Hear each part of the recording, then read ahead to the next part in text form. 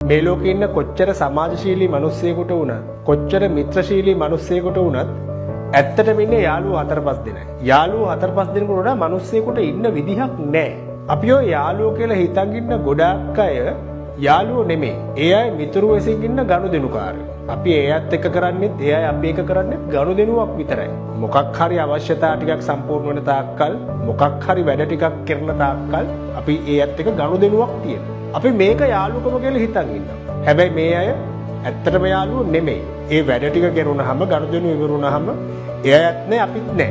ඇත්තටම මිනිස්සුන්ගේ ජීවිතේ ලබන්න පුළුවන් එක වැදගත් අවබෝධයක් තමයි තමන්ගේ ඇත්තම යාළුවෝයි අර මිතුරු වෙසින් ඉන්න ගනුදෙනුකාරයෝ අතර වෙනස තේරුම් ගන්න එක. එතකොට ජීවිතේ ගොඩාක් ප්‍රශ්න විසඳ ගන්න ලේසියි.